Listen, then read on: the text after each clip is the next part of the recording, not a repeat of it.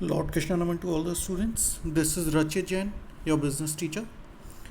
Today we'll be talking about the second part of chapter number 2 of business studies, and today we'll be starting with concept of scientific management, and this was given by Mr. Frederick Winslow Taylor.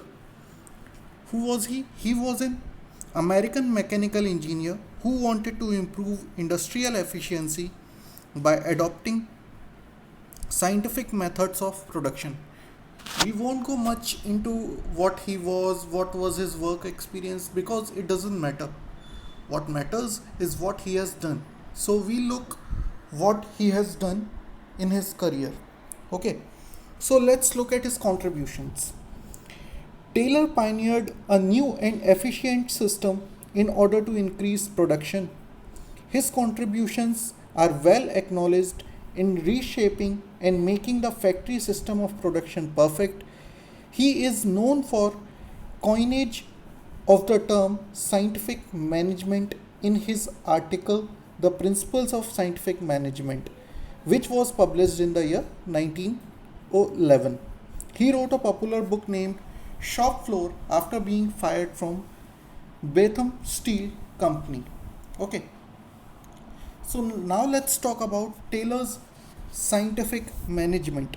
What did he said about scientific management? He said scientific management means knowing the exactly what you want men to do and seeing that they do it in the best and cheapest way.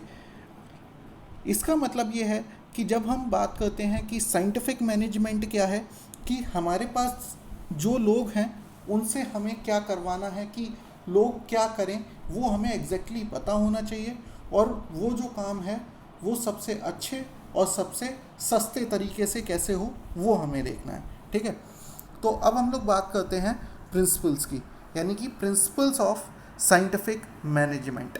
Okay, so सबसे पहला principle है हमारा science not rule of thumb. Okay, so what does this mean, science not rule of thumb?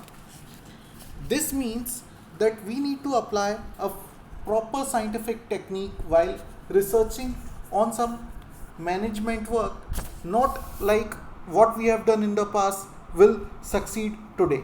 Okay, or not like hit and trial method. Okay, next point is harmony, not discord. Means the workers that are working amongst us, means the workers that are working for our company, or the colleagues that are working for our company, needs to be in proper sync, needs to be harmonious towards each other. Means ये जो लोग हमारे लिए काम कर रहे हैं ये हमारे लिए ऐसे काम करें कि ये लोग कभी भी एक दूसरे के प्रति ईर्ष्या यानी कि जेलसी ना रखें. ठीक है, और कभी भी झगड़े ना हो, क्योंकि झगड़े जहाँ पे होंगे, डिस्कॉर्ड मतलब झगड़े जहाँ पे होंगे वो कंपनी कभी भी सक्सेसफुल नहीं हो सकती. Next point is cooperation not individualism, यानी कि जो भी कंपनी में हम लोग वर्क करते हैं वहाँ पे कॉपरेशन होना चाहिए. कोई भी व्यक्ति अपने इंडिविजुअलिस्टिक मैनर में ना सोचे, यानी कि खुद के बारे में सिर्फ ना सोचे. ठीक है, तो ये कॉपरेशन जो है वो सिर्फ सेकंड पॉइंट का एक्सटेंशन है. ठीक है, नेक्स्ट पॉइंट है हमारा development of each and every person to his और हर ग्रेटेस्ट एफिशिएंसी एंड प्रॉस्पेरिटी. इसका मतलब ये है कि जो भी व्यक्ति हमारे यहाँ काम कर रहे हैं, और whoever persons that are working for us needs to be properly developed, यानी कि हमें उनके प्रमोशंस के बारे में भी सोचना है, हमें उनके वर्क प्लेस का भी ध्यान रखना है कि वो जहाँ पे वर्क कर रहे हैं वो हेल्दी वर्क प्लेस है या नहीं है, वो वहाँ पे खुश हैं काम करके या नहीं है. ठीक है, और राइट पर्सन राइट जॉब के लिए सिलेक्ट किया गया है या नहीं किया गया है. फॉर एन एग्जांपल, कि अगर एक कॉमर्स के टीचर से बोला जाए कि आप साइंस पढ़ा दो जाके, तो वो सही से काम नहीं कर पाएगा और ना वो उसे अच्छा लगेगा. ठीक है, so now let's talk about the techniques of scientific management. Okay, so what did Taylor do? Taylor did some researched on some techniques that were useful in developing proper scientific management. Okay, so the first technique was time study. What is time study? Time study means that time study is a technique to determine the standard time taken by a worker of average skill and knowledge to complete a standard task. Means जब हम लोग time study की बात करते हैं तो हम लोग देखते हैं कि एक एवरेज वर्कर, ना बहुत अच्छा और ना बहुत ख़राब, एक एवरेज वर्कर किसी भी काम को करने में या एक स्टैंडर्ड काम को करने में कितना स्किल उसका लगता है, कितनी नॉलेज लगती है और कितना टाइम लेता है, ये सारा कुछ हम लोग देखते हैं.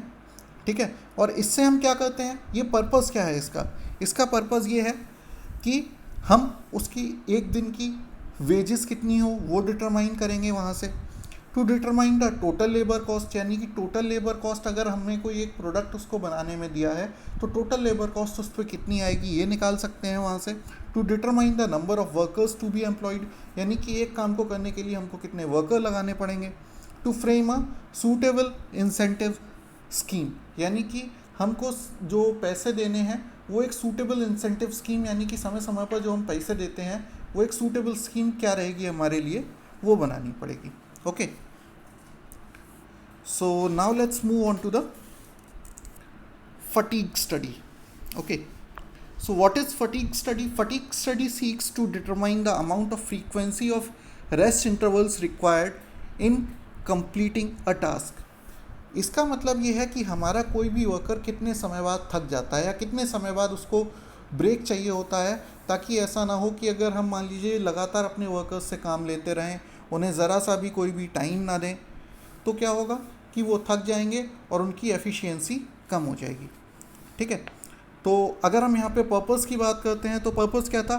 This techniques helps in increasing productivity as the rest intervals will help a person to regain stamina and work again with same capacity. Okay, so now let's move on to the method study.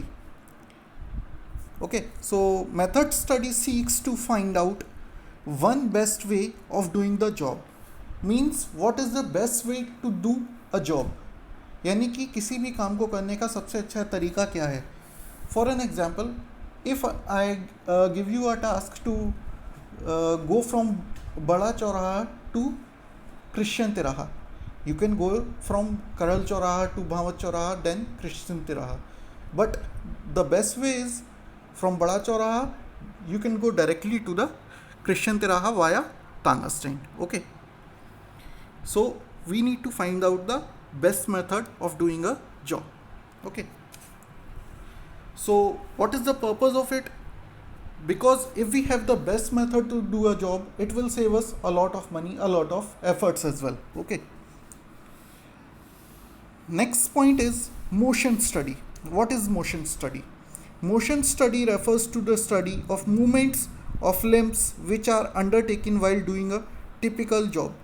यानी कि एक worker को हमारे किसी एक से दूसरी जगह जाने में, यानी कि अगर हम मान लेते हैं कि एक हमारे यहाँ एक स्पेस है, कोई हम एक मान लीजिए कोई रिपेयरिंग फैक्ट्री है, हम वहाँ पे वर्क कर रहे हैं, तो वहाँ पे जैसे एक टूल बॉक्स काफ़ी दूर है, तो एक व्यक्ति को टूल्स लेने के लिए जाने में कितना समय लगता है और वहाँ से वापस आने में कितना समय लगता है, ये सारी चीज़ें हम देखेंगे किसमें? मोशन स्टडी में. यानी कि अननेसेसरी जो चीज़ें हैं उनको हम यहाँ पे एलिमिनेट करने की कोशिश करते हैं कि अगर हमारे टूल्स बहुत दूर रखे हुए हैं जिनके लिए वर्कर्स को बार बार जाना पड़ता है, तो उनको हम पास में लेके आएँ ताकि वो टाइम हमारा बच सके.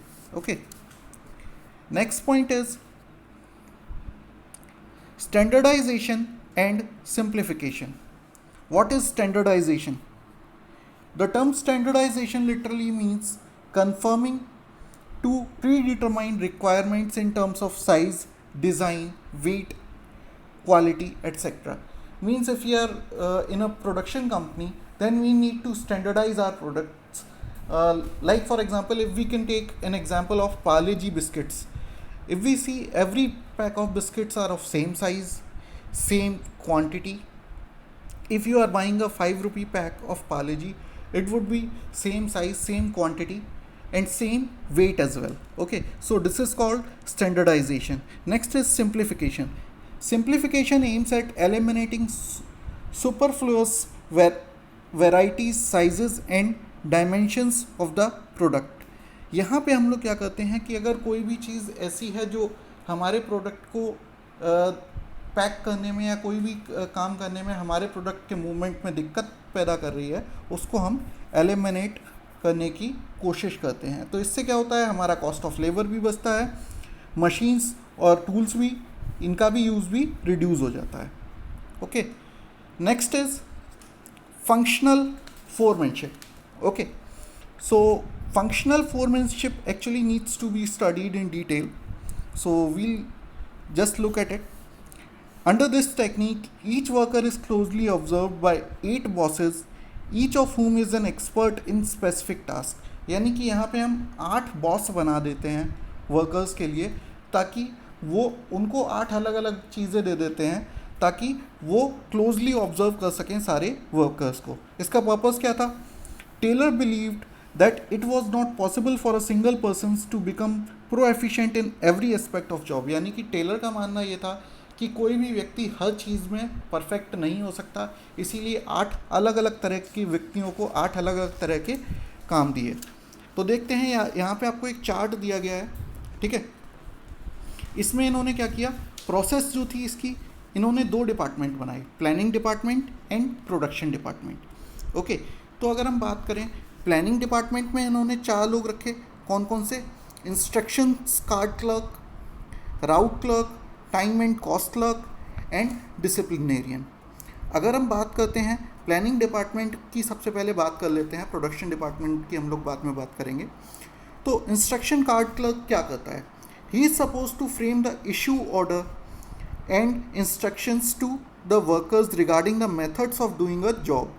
यानी कि किसी भी वर्कर को कोई भी काम किस तरह से करना है, वो इंस्ट्रक्शन कौन देगा? Instruction card clerk. Next is route clerk. So he decides how work will progress regarding total production so that production is on time. यानी कि जो भी हमारा टोटल प्रोडक्शन है उसको हम टाइम पे कैसे पूरा करें, ये किसका काम है? राउट क्लर्क का। He is responsible for scheduling the various operations activities to be undertaken for doing a particular job. यानी कि इनके पास शेड्यूलिंग का सारा काम होता है। Next is time and cost clerk.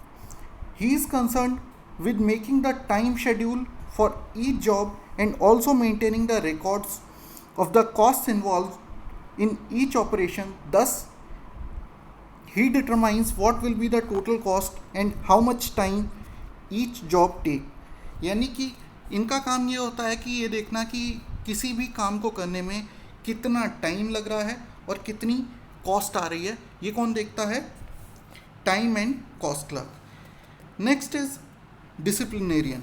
He is responsible for maintaining proper discipline at the work place. यानी कि ये क्या करता है कि वर्क प्लेस पे प्रॉपर डिसिप्लिन मेंटेन करने में हेल्प करता है। Next is production incharge. यानी कि प्रोडक्शन डिपार्टमेंट में होता है एक प्रोडक्शन इंचार्ज, जिसके अंडर में 4 लोग होते हैं, speed boss, gang boss, repair boss and inspector.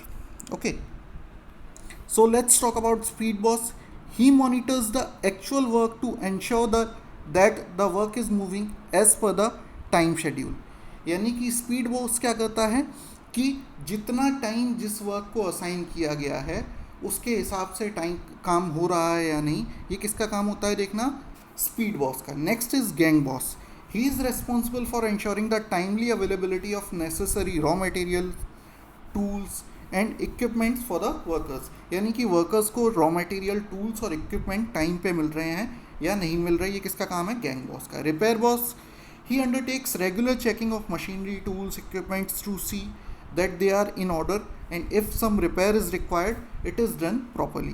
यानी कि रिपेयर बॉस क्या करता है कि वो सबसे पहले चेकिंग करता है सारी मशीन्स की, टूल्स, इक्विपमेंट्स की। अगर कोई भी दिक्कत है तो वो उसको इन्फॉर्म करता है किसको? प्रोडक्शन इंचार्ज को। प्रोडक्शन इंचार्ज फैक्ट्री मैनेजर को। Next is inspector. तो इंस्पेक्टर क्या करता है? He is suppose to ensure that the actual work performance in accordance with the planned performance. Actually inspector का काम होता है कंट्रोलिंग का, यानी कि हमारा जो प्लान्ड परफॉर्मेंस था, हमने जो प्लान किया था परफॉर्मेंस, वो मैचअप हो रहा है या नहीं, ये कौन देखता है? Inspector. Okay, so now let's move on to the last point, which is differential piece wage system. This is a very important point, so let's understand the meaning first. Differential piece wage system is an incentive bonus plan suggested by Taylor. Under this plan, the piece wage rate paid to efficient worker is higher than the normal piece wage rate. Okay, तो इसको हम एक example से समझते हैं कि अगर हमारी फैक्ट्री है और हमने अगर वर्कर्स को कह दिया कि एक स्टैंडर्ड जो है आपको 50 यूनिट्स पर डे बना के देने हैं किसी भी चीज़ के, ठीक है, और अगर आप इससे ज़्यादा बनाते हैं, मान लीजिए किसी वर्कर ने 60 बनाए, तो 50 यूनिट्स तक हम आपको पे करेंगे 5 रुपीज़ पर यूनिट. लेकिन अगर आपने 60 यूनिट्स बना दिए तो हम आपको करेंगे 6 रुपीज़ पर यूनिट. ओके, और अगर आपने इससे कम किए तो हम आपको 4 रुपीज़ पर यूनिट करेंगे. तो इससे क्या होगा? डिफरेंशियल पीस वेज सिस्टम, यानी कि आप जैसा काम करेंगे आपको वैसा पैसा मिलेगा. तो इससे क्या होगा? जो भी हमारे वर्कर्स हैं वो काम अच्छे से अच्छा करने के लिए तैयार होंगे. क्यों? क्योंकि उन्हें सैलरी ज़्यादा मिलेगी. अगर हम थोड़ा सा कैलकुलेट करके देखते हैं, अगर 5 रुपये से 50 यूनिट को देखें तो 250 रुपये होते हैं, और अगर 6 रुपये से 60 यूनिट को देखें तो 360 रुपये होते हैं. ठीक है, तो इस तरह से अगर आप डिफरेंशियल पीस वेज सिस्टम लागू करेंगे तो एफिशिएंसी हमेशा बढ़ जाएगी. ओके, तो इस वीडियो को हम लोग यहीं रोकते हैं. बाकी का हम लोग फेयोल्स पार्ट देखेंगे, यानी कि हेनरी फेयोल का जो पार्ट है वो नेक्स्ट वीडियो में. Thank you.